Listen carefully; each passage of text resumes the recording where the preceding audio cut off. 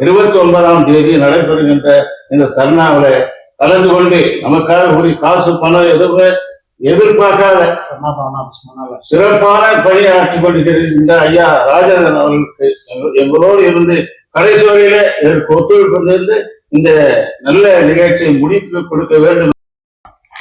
வருகிற 29/5/2026 அன்று இன்னைக்கு தங்கோயில் தோழனுடைய பிரச்சனை இன்னும் இன்னைக்கு தீர்க்கப்படல. கடந்த 26 ஆண்டு காலமாக நாம் இந்த பிரச்சனையை நாம் போராடி வருகிறோம் என்பது அனைவருக்கு தெரியும். ஏன்னு சொன்னா இன்னைக்கு கடந்த ஒரு 20 ஆண்டுக்கு மேல நாங்கெல்லாம் எல்லாருமே ஒரு அமைப்பில் நாங்கள் இருந்தவங்க தான். ஆனா என்ன ஆகுனா நாங்க நம்பினது யூனியன் சொசைட்டியில் தான் நான் நம்பணும். அவங்க என்ன ஆகுனா இது மேல அவங்க தொழிலாளிக்கு பணம் கிடைக்கணுன்ற எண்ணத்தோடு அவங்க செயல்படல.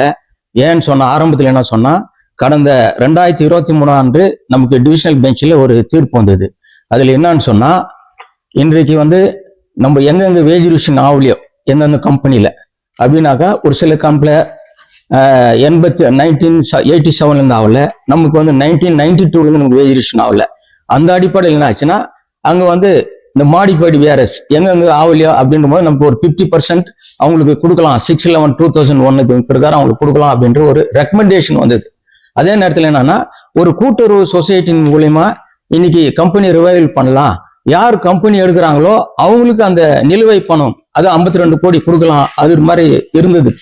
அதுல என்ன ஆச்சுன்னா அன்னைக்கு இருந்தவங்க எல்லாம் காலகட்டத்துல ரைட்டு யூனியன் சொசைட்டி என்ன பண்ணாங்கன்னா கம்பெனியை நடத்தலான்ற வகையில போயிட்டாங்க. அன்னைக்கு நாம என்ன சரி கம்பெனி நடத்தினா நல்லா இருக்கும். என்ன சொன்னாங்கன்னா இன்னைக்கு கம்பெனி நடத்தினா நமக்கு அந்த பணமும் கிடைக்குது, உங்களுக்கு அந்த வேலையும் உங்க பிள்ளைங்களுக்கோ உங்களுக்கும் அது வேலையும் கிடைக்கும். ஆரம்பத்துல நம்ம எல்லாம் ஆதரிச்சோம் உண்மை. ஆனா என்னன்னா இவங்க ஒரே சொசைட்டி பண்ணியே இருந்திருந்தா தொழிலாளிக்கு உண்மையா நம்ம நன்மை கிடைச்சிருக்கோம். இது என்ன ஆச்சுன்னா ஒரு சொசைட்டி பண்ணாம 4 சொசைட்டி பண்ணிட்டாங்க. பண்ணதனுடைய விலை ஆகுதுனாக்கா அந்த சொசைட்டி உண்மையாவே ஒரு மக்களுக்காக தொழிலாளிக்கு நன்மை செய்யறது இல்லை. ஒரு சுயநல நோக்கத்தோடு என்ன பண்ணாங்கன்னா ஒரு சொசைட்டி ஒரு இன்வெஸ்டர் பிடிச்சுன்னு அவங்க இன்னைக்கு அதுக்கு முன்னே பணத்தை பெற்று இன்னைக்கு அவங்களுடைய சுகபோகமா தான் இருக்கிறதுக்கு பண்ணாங்க. அதுல என்ன ஒரு மிகப்பெரிய தவறு பண்ணாங்கன்னா தொழிலாளிக்கு இவங்க தான் விஆர்எஸ் கொடுக்கூடாதுன்னு சொன்னாங்க. சொல்லிட்டு 2001 கம்பெனி மூடினாங்க. 2007 இவங்க விஆர்எஸ் கொடுக்கலாம் அப்படின்ட்டு இவங்க ஒரு டேபிள் போட்டு நாங்க யாரும் இன்னைக்கு பிஜேஎம்எல் கிட்ட நாங்க யாரும் இன்னைக்கு விஆர்எஸ் கொடுக்கல. எல்லா யூனியன் எல்லா தோர்ச்சும் அன்னைக்கு மட்டும் இவங்க எல்லாம் ஒற்றுமை 4 பக்கம் 4 சொசைட்டிங்க மற்ற யூனியன்கள் ஒரு பக்கத்து இவங்களோட சேர்ந்து தொழிலாளி அன்னைக்கு விஆர்எஸ் கொடுக்க வச்சாங்க. என்னன்னாக்கா அந்த பழைய 2001 எழுதி வச்சு கொடுக்குவோம். நாங்க கொடுத்தது சொசைட்டி கிட்ட யூனியன் கிட்ட தான். நாங்க மேனேஜ்மெண்ட் கிட்ட நாங்க விஆர்எஸ் கொடுக்கவே இல்லை. இவங்க எல்லாம் ஒட்டுமொத்தமா பண்ணிட்டு அன்னைக்கு அது வாங்கிட்டு இன்னைக்கு எங்களுக்கு மேல எதுவுமே கேட்காம எதுவுமே எங்களை அதோட இவங்க நம்மள கழுக்கு வயிற்று மாதிரி விட்டாங்க. நாங்க என்ன பண்ணோம்னா சரி அப்போ கூட நாங்க அவங்க பின்னால ஒரு ஜனங்க போவோம், ஒரு சொசைட்டி பின்னால போனோம். என்ன ஆயிடுச்சுன்னா சொசைட்டி நம்ம இருக்கிறது 3700 தொழிலாளி தான். ஆனா என்னன்னா ஒரு சொசைட்டில இந்த அப்பாவி தொழிலாளிங்க ஒரு நம்பிக்கை இவங்க கூப்பிடுறான் அவங்க கூட போயிட்டு எல்லாம் சைன் வாங்கி வச்சுன்னு என்ன பண்ணாங்க இவங்க இருக்கிறது 3000. ஒரு சொசைட்டில 2000 2500 2800 கணக்கு போட்டு பார்த்தா கூட 8000 மேல என்ன பண்ணாங்க சொசைட்டில போயிட்டு இவங்க கோலாறுல ரிஜிஸ்டர் பண்ணிட்டு தொழிலாளி யாரும் கூப்பிடுறது இல்லை. ஆரம்பத்துல ஒரு 2-3 வருஷம் ஜெனரல் பாடியில் கொஞ்சம் ஏமாத்தி கூப்பிட்டு இருந்தாங்க.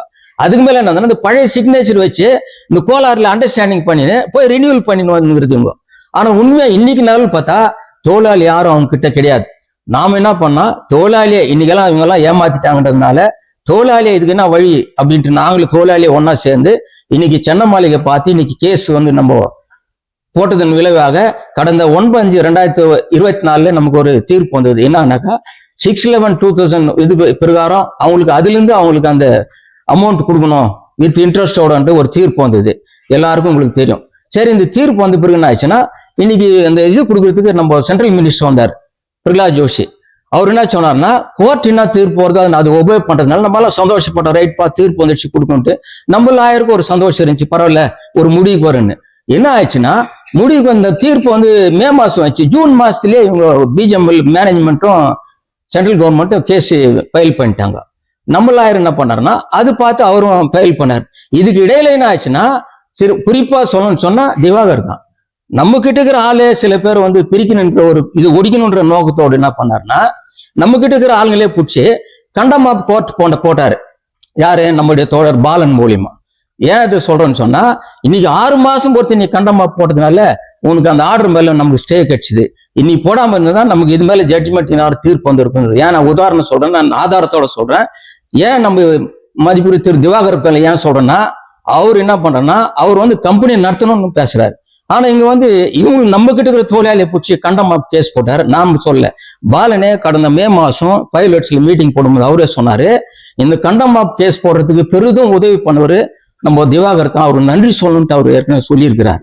ஏன்னா இன்னைக்கு இது டிலே ஆகிறதுக்கு காரணம் அவங்க தான். கண்டம் ஆஃப் போன அது வந்து கேஸே வந்து அது க்ளோஸ் ஆகி போச்சு. இப்போ அது இல்லாம இன்னைக்கு இவர் என்ன பண்றாருன்னா, தொழிலாளிக்கு ஆதரவு மாதிரி பேசுறாரு. சில பேர் பழமொழி சொல்லுவாங்க, என்ன தொட்டிலும் கிள்ளிட்டு கோயிலும் தாள் ஆட்டுற மாதிரி. நீ அப்படி பண்ற, நீ அங்கேயே நீ கேளு, தொழிலாளிக்கு சேர வேண்டிய நிலுவை பண்ண கொடுன்னு கேளு. நாங்க நீ கம்பெனியை வேணாம், கம்பெனி எங்களுக்கு செட்டில்மெண்ட் பண்ணு, நாங்க எல்லாமே ஒன்னு ஆதரிப்போமே.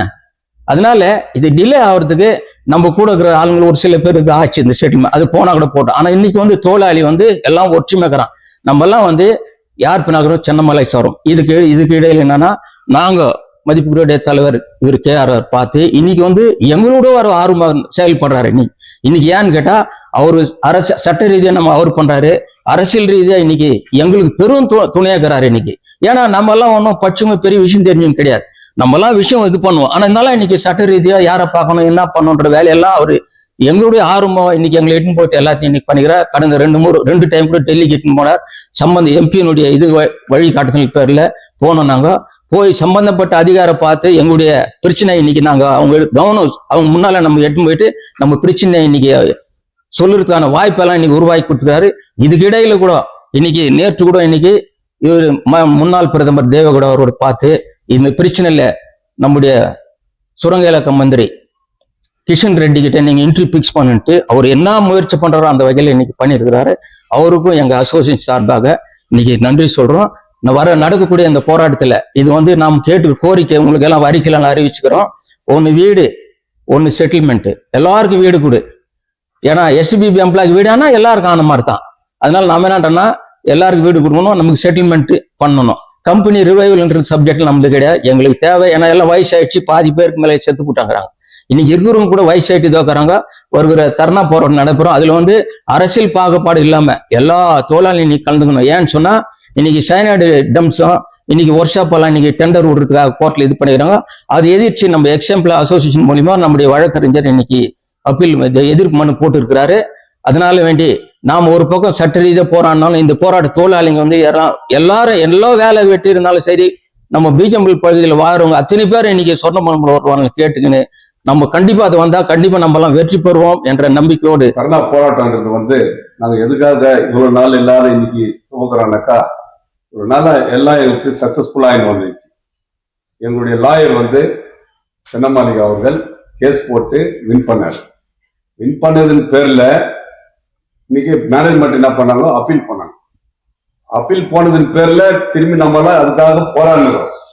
அந்த போராட்டத்திலையும் நம்ம கேஸ் மூலியமாவே நம்ம ட்ரை பண்ணக்கூடாது அப்படின்றதுக்காக நம்ம மரியாதைக்குரிய JDS தலைவர், மாநில தலைவர் மரியாதைக்குரிய ராஜாதன் அவர்களை அணுகி அவர் இடத்துல முறையிடலாம், இதுக்கு வேற என்ன சொல்யூஷன், நமக்கு பொலிட்டிக்கல் பேக்ரவுண்ட் இருக்கணும் அப்படின்றதுக்காக அவர் அணுகி அவர் மூலியமா நாங்க எல்லாம் இன்னைக்கு நம்ம செக்ரட்டரி சொன்ன மாதிரி பல மந்திரிகளே பார்த்தோம், செக்ரட்டரிகளே பார்த்தோம், நம்முடைய மாநில அதாவது மத்திய அமைச்சர் இவரு மரியாதைக்குரிய குமாரசாமி அவர்களை மீட் பண்ண வச்சாரு. அவர் வீட்லயும் எல்லாரும் நம்ம சக தொழிலாளிகள் எல்லாம் இப்போ போய் சரிசமமா அவரோட உட்கார்ந்து மைன்ஸ் விஷயத்தெல்லாம் பேசி எங்களையும் சாப்பிட வச்சாரு. அந்த வகையில ராஜாதன் சார் வந்து நாங்க எங்க அசோசியேஷன் சார்பில் அவர்களுக்கு எங்களுடைய நன்றியை தெரிவிக்கிறோம். ஏன்னா எத்தனையோ லீடர்கள்லாம் இருக்கிறாங்க, நாங்க யாரை பத்தி குறை சொல்ல வரல. நாங்க வந்த நோக்கம் என்ன, எங்க BJML தொழிலாளிகளுக்கு நல்லதாகும். அந்த நல்ல வார்த்தையில எங்களுக்கு எல்லாத்தையும் நாங்க ஒரு வார்த்தை சொன்னதும் தலைமையில வச்சுட்டு எங்களை எல்லா இடத்துலயும் என்னென்ன வேலை செய்யணுமோ எல்லா வேலை பண்ணுறாரு. ஏன்னா இது வந்து பாலிடிக்ஸ்ல வந்து அவர் மேல யாருக்கான எதுனா இருக்கலாம், ஆனா எங்க தொழிலாளிகள் அத்தனை பேர் நன்றி உள்ள தொழிலாளிகள் அவர் கூட இருக்கிறோம் நாங்க. அது இல்லாத இன்னைக்கு வீட்டு பிரச்சனை பெரிய பிரச்சனை. இன்னைக்கு வந்து BJML விஷயத்துல வந்து இன்னைக்கு சைனாய்டு இருக்கிற ஸ்டாஃப் எல்லாம் வந்து டெண்டர் ஒண்ணுட்டு அவன் கோர்ட்ல ஹைகோர்ட்ல இன்னைக்கு அவங்க ஸ்டே கேட்டுக்கிறான். இன்னைக்கு அவங்களுக்கு ஸ்டே கொடுக்காத அளவுக்கு எங்களுடைய லாயர் சென்னமலை அவர் வந்து அந்த ஸ்டே அதை வந்து Objection. உடச்சி இன்னைக்கு அதுக்கு வந்து அப்டேஷன் பண்ணியிருக்கிறாரு. அதே நேரத்துல இதெல்லாம் விடக்கூடாது அப்படின்றதுக்காக எல்லா மந்திரிக்கும் இந்த தொழிலாளியுடைய ப்ராப்ளம் வந்து யாருக்கும் அவ்வளவு சரியா தெரிதோ தெரியலையோ இன்னைக்கு வந்து கே ராஜேந்திரன் அவருக்கு வந்து இன்னைக்கு நம்ம ஹைகோர்ட் சீஃப் ஜஸ்டிஸ் அவருக்கு ஒரு கடிதம் செய்திருக்கிறாரு. நம்ம மத்திய மந்திரிகளுக்கு, நம்ம பிரைம் மினிஸ்டருக்கு, எல்லா சுரங்க மந்திரிக்கு, யாரா இருக்கிறாங்க செக்ரட்டரிக்கு, நம்ம டிசிக்கு, ஏன் நம்ம போலீஸ் எஸ்பிக்கு எல்லாருக்கும் லெட்டர் அனுப்பிச்சிருக்காரு. நம்மளுடைய ப்ராப்ளம் இவ்வளவு இருக்கு, இந்த தொழிலாளிங்க இவ்வளவு தொழிலாளி செத்துட்டான், இவ்வளவு தொழிலாளிங்க செத்துனே இருக்கும்போது இந்த வந்து உங்களுக்கு காது கேட்கலையா, கண்ணு தெரியலையா, என்னதான் உங்களுக்கு அப்படின்ற மாதிரி நீ எல்லாருக்கும் தெரிவிச்சிருக்கிறாரு. அதே நேரத்துல இன்னைக்கு தொழிலாளிகள் எல்லாம் வந்து ஒருத்தர் கூட இன்னைக்கு யாரும் நிக்க கூடாது. நம்ம இருக்க போற ஒரு போராட்டம் இது ஒரு மிகப்பெரிய போராட்டமா இருக்கணும், கடைசி போராட்டமா இருக்கணும். இது வந்து நாங்க ஜாஸ்தியா பேசக்கூடாது. நாங்க யாரை பத்தி நாங்க தப்பா பேசுறதுக்காக குறைய பேசுறதுக்கெல்லாம் இல்ல. சக தொழிலாளியும் ரிட்டையர்ட் ஆன தொழிலாளியும் சரி, எங்களுக்கு முன்னே இருக்கிற பப்ளிகள் கூட இருக்கட்டும், எல்லா வியாபாரிகள் கூட எங்களுக்கு வந்து கோஆபரேட் பண்ணி எங்களுக்கு இந்த கரோனால கோஆபரேட் பண்ணி இந்த வீடு விஷயத்துல, இந்த எங்களுக்கு செட்டில்மெண்ட் விஷயத்துல எங்களுக்கு கூட இருந்து ஒத்துழைப்பு கொடுக்கணும்ட்டு எங்க பிஜிஎம் எக்ஸ் எம்ப்ளாய் அசோசியேஷன் சார்பாக நன்றியோட உங்களை வரவேற்கிறோம். வலியுறுத்தி மாபெரும் தர்ணா போராட்டம் வரும் 29/6/2026 அந்த வெள்ளிக்கிழமை அன்று காலை 10 மணி முதல் 2 மணி வரை மாபெரும் போராட்டம். இது எதற்காக?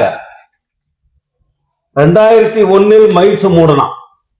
அந்த மைன்ஸ் மூடும் போது நம்மளுடைய தொழிலாளி 3100 தொழிலாளிங்க இருந்தாங்க.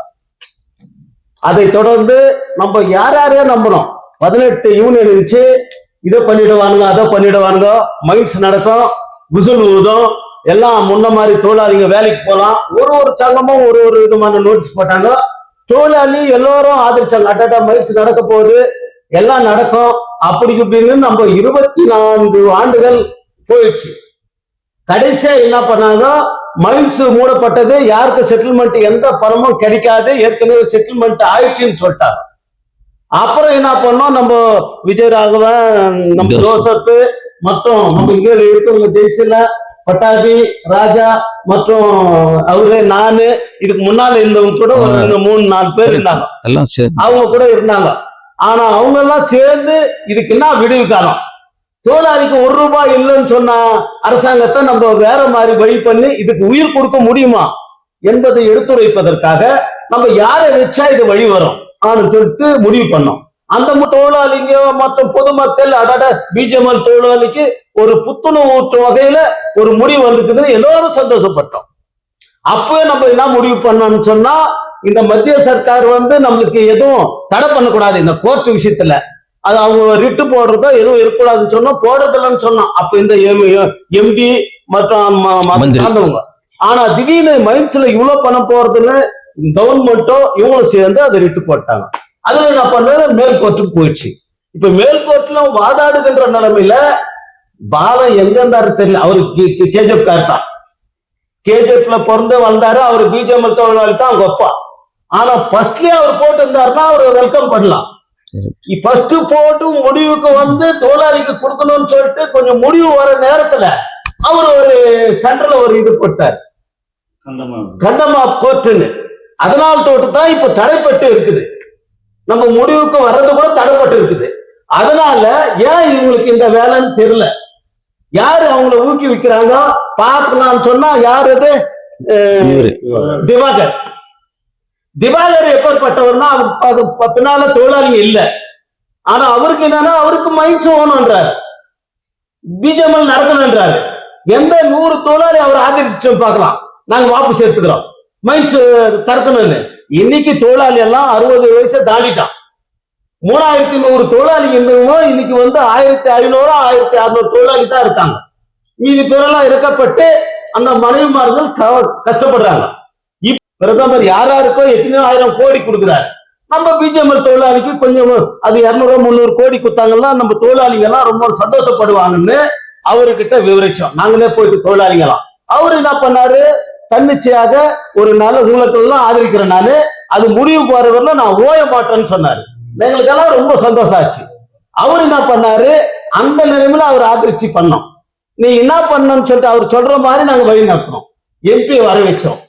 எம்பி வர வச்சு நம்ம நேரு கல்யாண மண்டபத்துல ஆயிரக்கணக்கான முன்னாள் தொழிலாளி மட்டும் இல்ல, தொழிலாளிங்க இறக்கப்பட்ட தொழிலாளி மனைவி பிள்ளைங்கலாம் வந்தாங்க. எல்லாரும் அவர் முன்னால காமிச்சோம். தொழிலாளி எவ்வளவு பேர் இருக்கிறாங்க, அவங்க மனைவி எவ்வளவு பேர் இருக்கிறாங்க, கண்ணீர் வடிச்சு சொன்னாங்க தாய்மாருங்க, நாங்க இவ்வளவு கஷ்டப்படுறோம், எங்க கணவர் எல்லாம் செத்துட்டு எங்களுக்கு பாதி பணம் வரல, இப்பேற்பட்ட கஷ்டப்படுறோன்னு ஒண்ணு அப்ப கனடாவில நல்லா விவரிச்சாரு ராஜேந்திரன். இங்க இருக்கிற நிலைமை, பிஜிஎம்எல் நிலைமை, தொழிலாளிகள் நிலைமை இதெல்லாம் விவரிச்சு சொன்னாரு. அவருக்கு தலைக்கு எட்டுச்சு. உடனே பைக்ல சொன்னாரு, இது ஒண்ணும் பெரிய பணம் இல்ல, ஒரு 300 கோடிக்குள்ளாகும், நான் இமிடியேட்டா பார்லிமெண்ட்ல போட்டு முடிச்சு தரேன், இது பேசி பண்ணி தரேன்னு எல்லாம் கை தட்டணும். அவரை ஆதரிச்சோம். ஆதரிச்ச உடனே அவரு என்ன தெரியல, அவரு மனசு வச்சாருன்னா உடனுக்குடன் ஆகும். அவர் என்னத்துக்கு இப்படி பண்றாரு எங்களுக்கு எல்லாம் புரியல. அப்புறம் என்ன பண்ணாங்க, நிலுவையில் இருக்குன்னு ஐயா கே ராஜேந்திரன் சொன்னாரு, ஒரு தொழிலாளிங்க பேக் ஆகுது, இது நீங்க வாங்க டெல்லியிலே போயிட்டு பிஜிஎம்எல் சம்பந்தப்பட்டவங்ககிட்ட பேசலாம்னு சொல்லிட்டு நாங்களும் ஒரு தொழிலாளிங்க எங்களுடைய சார்பில் நாங்க நகையை வச்சுமோ எங்க கடன் வாங்கணுமோ ஒரு 5 பேர் போனோம். அவர் தான் இட்டுன்னு போனாரு. கே ராஜேந்திரன் தலைமையில போனோம். எங்களுக்கு பிளைட் சார்ஜுக்கு மட்டும் 20,000 ரூபாய் ஆச்சு போறதுக்கு வரத்துக்கு. 29 அன்றைக்கு மாபெரும் தர்ணா போராட்டத்துக்கு தங்கவையில் உள்ள தொழிலாளர்கள் மாத்திரமல்ல, பொதுமக்கள் மாத்திரமல்ல, பிஜிஎம்எல் குடியிருக்கிற எல்லா மக்களும் அந்த தர்ணா போராட்டத்துக்கு வரணும் என்று எங்க எக்ஸ்எம்ப்ளாய் சார்பில் கேட்டுக்கொள்வோம். அது மாத்திரம் இல்லாதபடி இது எல்லாருடைய உரிமைக்காக நாங்கள் போராடுகின்றோம். ஒரு பக்கம் தொழிலாளிக்கு செட்டில்மெண்ட் ஆகணும், இன்னொரு பக்கம் இருக்கிற வீடு சொந்தமாக்கப்பட வேண்டும். அதுக்காக நாங்கள் இந்த போராட்டத்தை நடத்தி கொண்டிருக்கிறோம். அது மாத்திரமல்ல, இந்த எக்ஸ்எம்ப்ளாய்ஸ் அசோசியேஷனை ஆரம்பித்த காலத்திலிருந்து எங்களுக்கு பலவிதமான தொல்லைகள் கொடுத்து வந்தாங்க. நாங்க கண்ணை கட்டி நடுக்காட்டி விட்டதை போல இந்த எக்ஸ்எம்ப்ளாய் அசோசியேஷன் நடுக்காட்டில் இருந்தது. அப்ப நாங்கள் என்ன செய்வது, பல தொல்லைகள் இந்த சொசைட்டி என்ற பேர்ல எங்களை போராடல போட்டு நீசி கேட்கல் பண்ற வகையில எங்களுக்கு பல தொல்லைகளை கொடுத்தாங்க. அப்ப அந்த தொல்லைகளை சமாளிக்கிறது எப்படி என்று சொல்லி எங்களுக்கு பணம் இல்லை, நாங்களே அவங்களை தாக்கி போயிருக்கிறோம் பணம் இல்லாம. அப்ப அந்த பணம் இல்லாத நேரத்துல, வசதி இல்லாத நேரத்தை நம்ம என்னதான் பண்றது அப்படி என்று சொல்லி நாங்கள் தீர்மானிக்கிற பொழுது எங்களுக்கு உறுதுணையாக இருக்க வேண்டும் என்று சொல்லி தோழர் கே ராஜேந்திரன் அவர்கள் வந்து அடிக்கணும். அந்த நேரத்தில் கே ராஜேந்திரன் அவர்கள், நான் உங்களுக்காக பிஜிஎம்எல் தொழிலுக்காக ஏற்கனவே தொழிற்சங்கம் இருந்த பொழுது கூட உங்களுக்காக குரல் கொடுத்தவர், இப்பொழுதே நீங்கள் எங்கிட்ட வந்த பிற்பாடு உங்களுக்காக நிச்சயமாக நான் இதை முடித்தே தருவேன் என்று சொல்லி பல விதமான வழிகளை வகுத்து எங்களுக்கு உறுதுணையாக இருந்து இன்னவருக்கு செய்து கொண்டிருக்கிறார். இப்பொழுது கூட இந்த திவாகரன் அவருக்கு எங்களுக்கு சம்பந்தமே கிடையாது. ஏன்னு அவர் ஆபீசர் அசோசியேஷன், நாங்கள் எக்ஸ்எம்ப்ளாய் அசோசியேஷன், அவருக்கு எங்களுக்கு சம்பந்தம் இல்லை. அவருடைய வேண்டுகோள வந்து பிஜேபியில் நடத்தினது. எங்களுடைய போராட்டம் வந்து Teachers wanted for Kasambally Rural High School immediate. % pure and clean. No compromise. Best quality. Family restaurant. 100% Ambur and Dindukal style biryani.